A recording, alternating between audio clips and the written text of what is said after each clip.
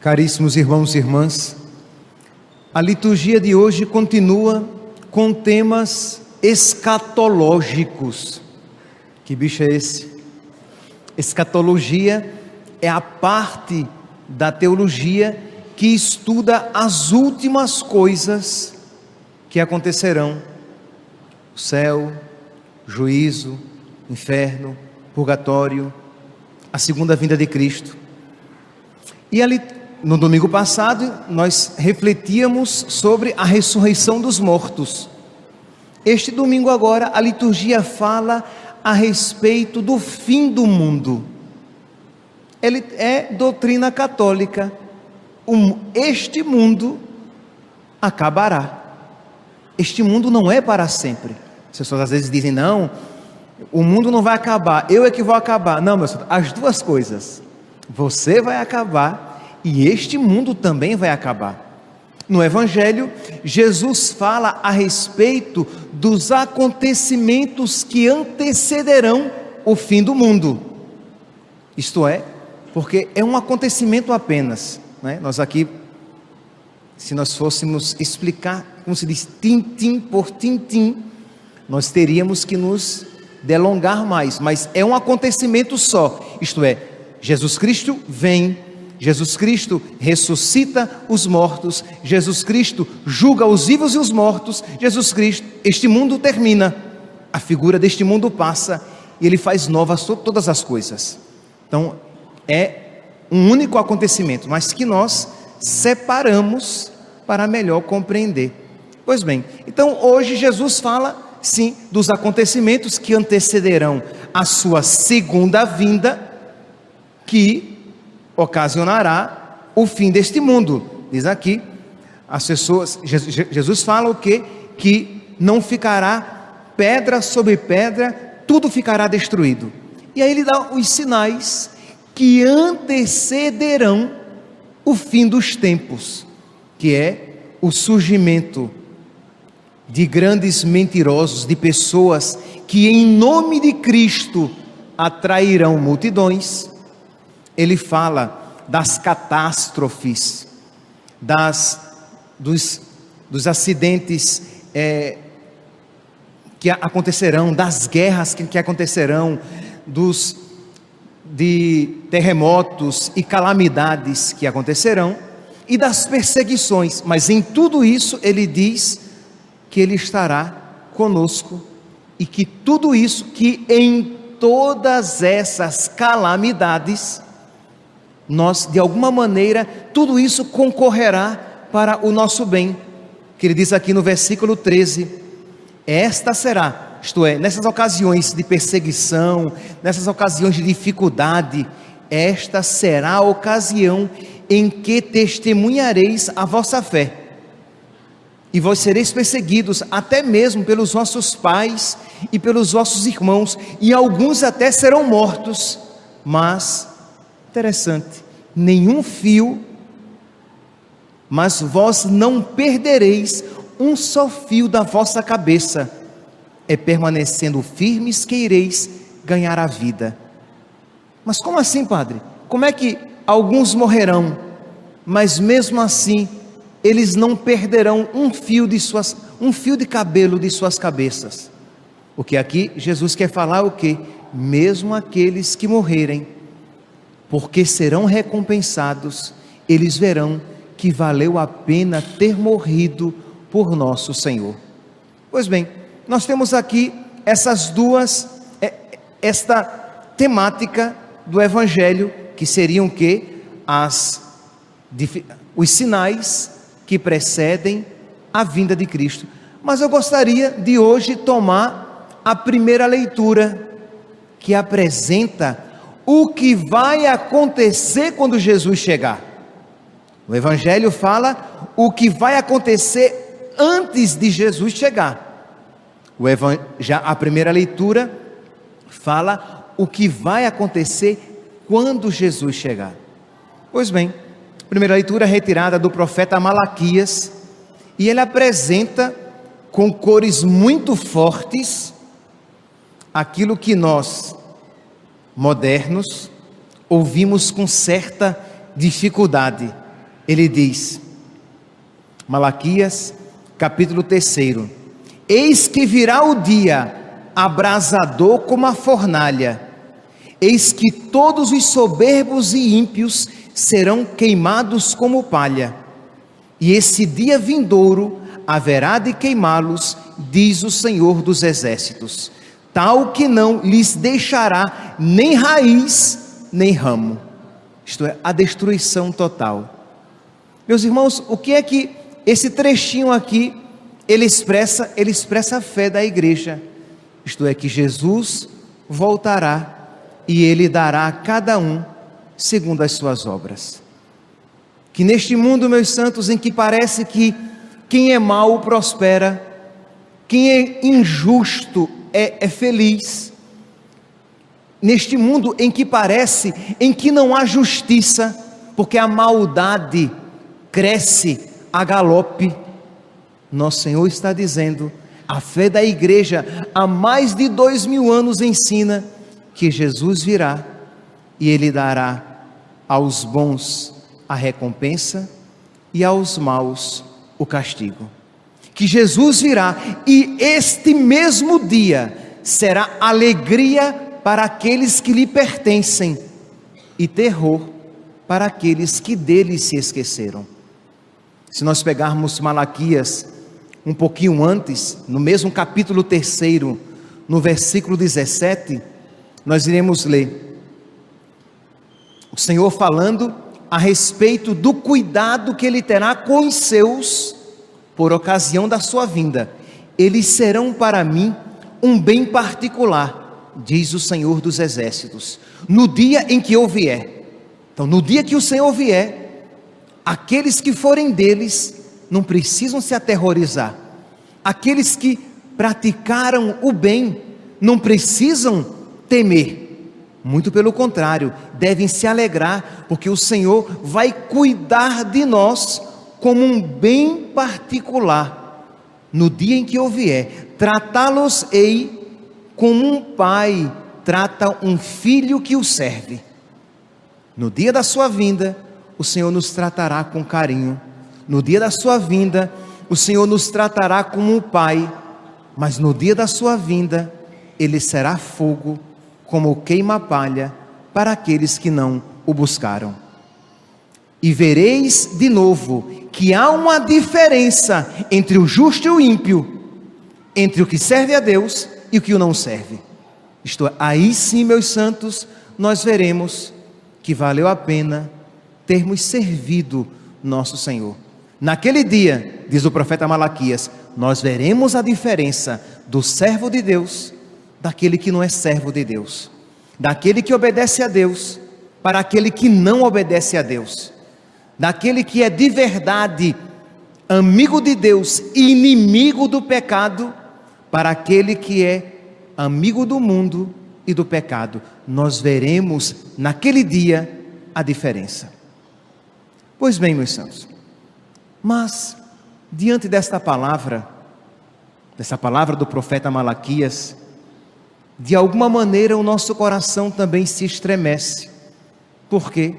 Porque embora esteja muito claro que o Senhor será fogo para os maus e será bênção para os bons, que o Senhor será terror para os maus e será alegria para os bons, quando nós olhamos para o nosso coração, nós vemos, meus santos, que nós não somos tão bons assim.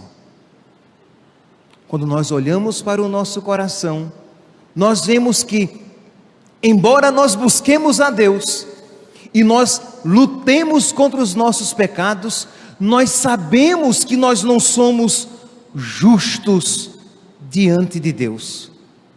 E é por isso que frequentemente nós fazemos o quê? Nós nos voltamos para Deus e dizemos: Senhor, tenha misericórdia. Na Santa Missa, nós pedimos a Deus misericórdia várias vezes. Nós pedimos a Deus misericórdia no ato penitencial, nós pedimos a Deus misericórdia no próprio glória, nós pedimos a Deus que Ele tenha misericórdia de nós no Cordeiro de Deus. Nós pedimos Muitas vezes, Senhor, não sou digno de que entreis em minha morada. Isto é, nós reconhecemos a nossa indignidade. Isto é, não obstante nós lutemos para servir a Deus, não obstante, e devemos lutar para servir a Deus, não obstante nós lutemos contra todo o pacto com o pecado, e devemos lutar contra todo o pacto com o pecado. Não obstante nós lutemos contra toda aproximação com a lógica mundana, nós sabemos, meus santos, que precisamos suplicar a Deus misericórdia. Na nossa novena de Cristo Rei, nós, se vocês pegarem, vocês vão ver que o tempo todo nós repetimos: tende piedade de nós, tende piedade de nós, tende piedade de nós. Isto é, até marquei aqui alguns: Senhor Jesus Cristo, Rei de misericórdia, tende piedade de nós. Senhor Jesus Cristo, Rei compassivo, tende piedade de nós. Senhor Jesus Cristo, Rei do coração ardente de amor, tende piedade de nós. Senhor Jesus Cristo, Rei de cujo trono nos aproximamos confiantes, tende piedade de nós. Isto é, nós nos aproximamos de nosso Senhor e nos aproximamos confiantemente. Por quê? Porque nós temos confiança na sua misericórdia, na sua piedade. Porque nós sabemos, meus santos, que no dia do juízo, todos nós, se não esperarmos na misericórdia de Deus, estamos perdidos. Por mais, repito, porque eu não quero dar a entender que, tudo bem, já que nós iremos esperar na misericórdia de Deus, então vamos pecar e esperar na misericórdia de Deus. Não, meu santo, minha santa, não é isso. Não é isso que nos ensina a igreja, não é isso que nos ensinam os santos.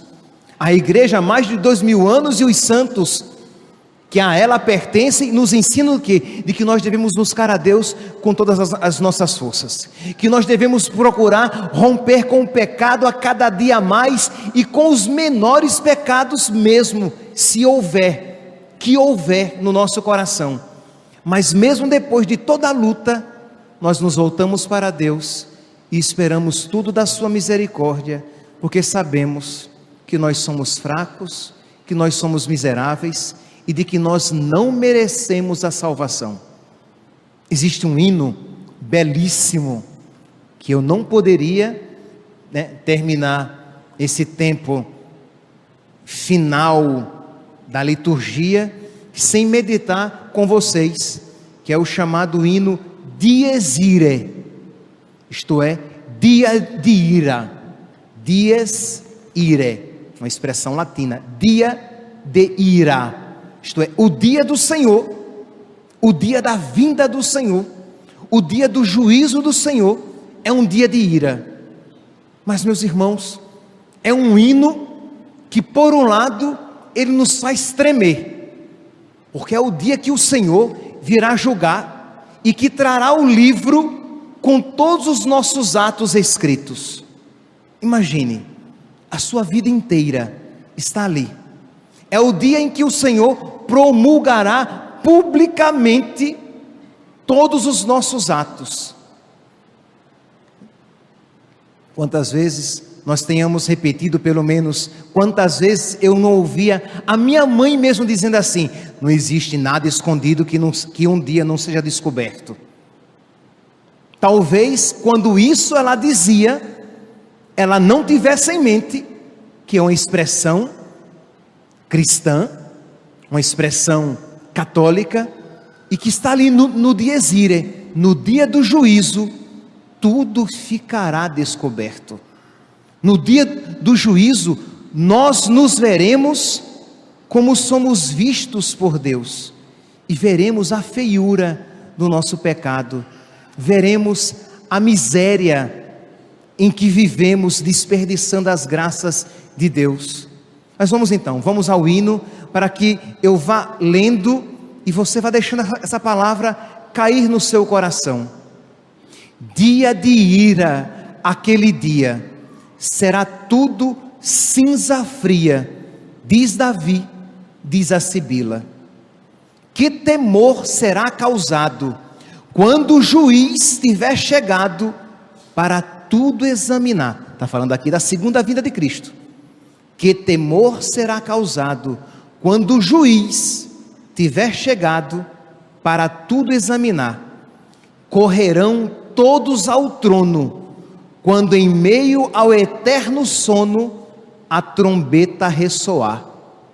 Morte e mundo se espantam, criaturas se levantam e ao juiz responderão. Os mortos são chamados, recebem os seus corpos e todos se colocam na presença de Deus. Os que serão condenados para a perda eterna, os que se salvarão para gozar da felicidade eterna com os seus próprios corpos. Morte e mundo se espantam, criaturas se levantam e ao juiz responderão.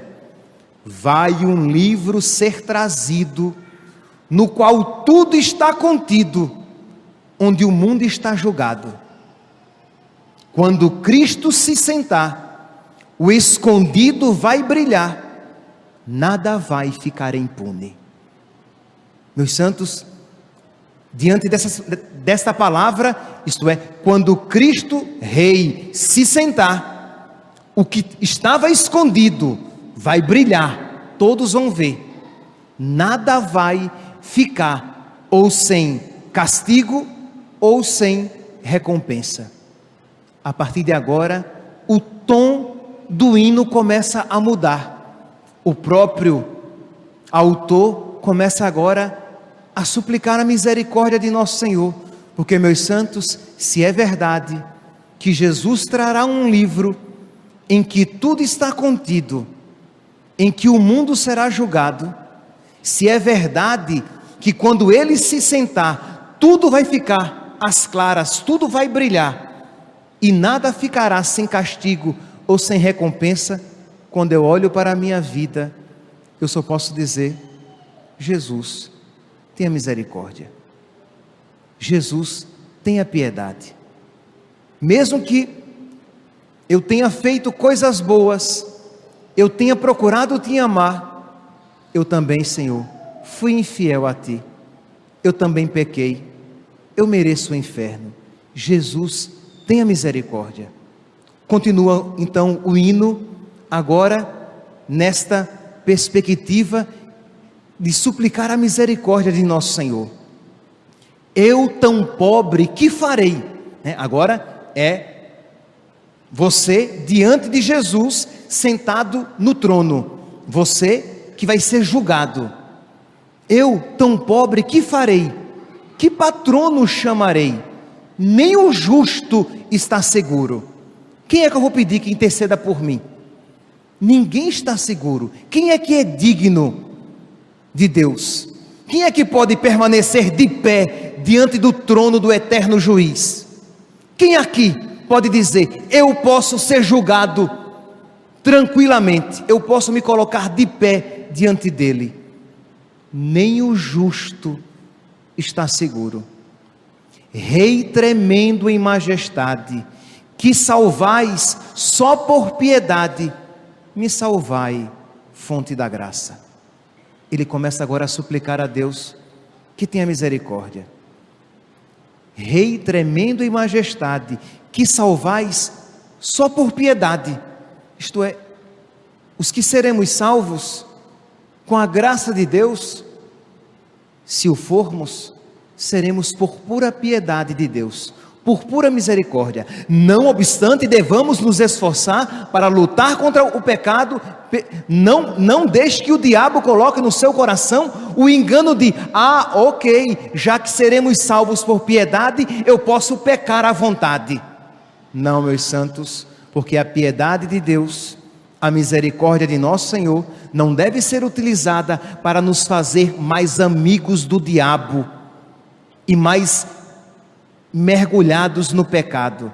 A confiança na misericórdia de Deus deve fazer com que nós lutemos para progredir no amor, mesmo sabendo que quando chegarmos diante dele com a obra incompleta, Ele misericordiosamente a completará. Repito e continuo: Rei tremendo em majestade, que salvais só por piedade, me salvai, fonte da graça. Recordai, ó bom Jesus, que por mim fostes à cruz, neste dia me guardai. A buscar-me vos cansastes, pela cruz me resgatastes, tanta dor não seja vã. Jesus, que o teu sangue não tenha sido derramado em vão, por misericórdia me salva. Jesus, que todos os teus suplícios na cruz não tenham sido em vão, por misericórdia levai-me para o céu. Jesus, que a tua vinda à terra não tenha sido em vão, por misericórdia salva a minha alma. Juiz justo no castigo, sede bom para comigo, perdoai-me nesse dia.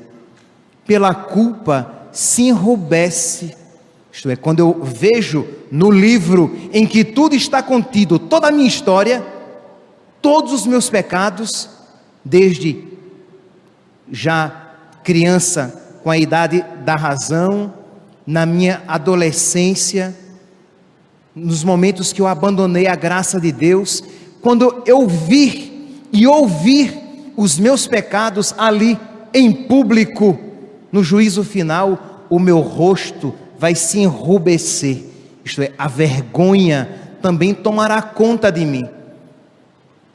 Pela culpa se enrubesce o meu rosto. Ouvi a prece e poupai-me, justo Deus. Isto é, nós bateremos no peito e diremos: Jesus, tu és justo, e se o Senhor me mandar para o inferno, o Senhor está sendo justo. Eu mereço o inferno. Se eu me perder, Senhor, não é por maldade tua, mas por pura maldade minha.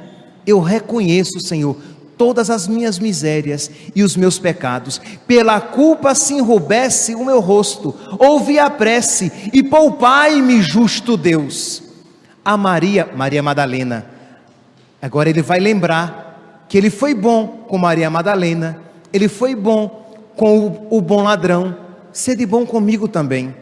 A Maria perdoando, e ao ladrão na cruz salvando, vós me deste esperança.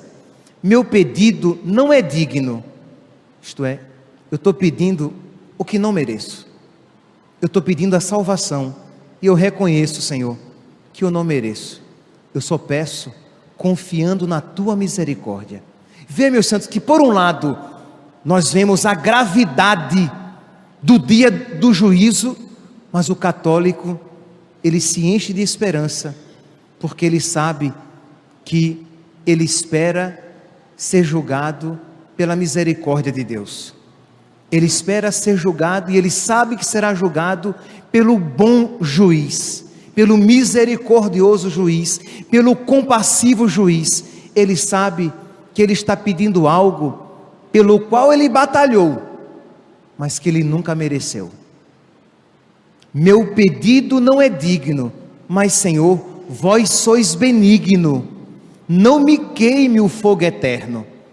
No rebanho, no vosso rebanho, dai-me abrigo, arrancai-me do inimigo, colocai-me à vossa destra, à vossa direita. Quando forem os malditos para o fogo eterno aflitos, entre os vossos me acolhei. Quando os maus forem condenados, que eu não seja condenado, Senhor, que eu faça parte dos teus, que eu faça parte dos salvos. Quando forem os malditos para o fogo eterno aflitos, entre os vossos me acolhei. De um espírito contrito, escutai, Senhor, o grito, tomai conta do meu fim. Dá-me a graça, Senhor, de um fim feliz, de um fim na salvação. Lacrimoso, de lágrima, de choro, lacrimoso aquele dia, quando em meio à cinza fria, levantar-se o homem réu. Libertai-o, Deus do céu, bom pastor, Jesus piedoso, dai-lhe prêmio, paz, repouso. Vós, ó Deus de majestade, vivo esplendor da Trindade, entre os eleitos nos contai. Supliquemos, meus irmãos, supliquemos ao Senhor misericórdia, peçamos que Ele se compadeça de nós, e supliquemos a Deus a graça de corresponder com as suas graças. Supliquemos a Deus a graça de nós o amarmos de verdade e o buscarmos nesta vida, para que, quando um dia, com as obras incompletas, nos apresentarmos diante dEle, Ele misericordiosamente complete aquilo que na labuta, no esforço e em meio às lágrimas nós começamos neste mundo. Que Deus nos conceda a todos a graça de buscar o céu, sabendo que iremos recebê-lo das mãos misericordiosas do justo juiz, nosso Senhor Jesus Cristo. Louvado seja nosso Senhor Jesus Cristo.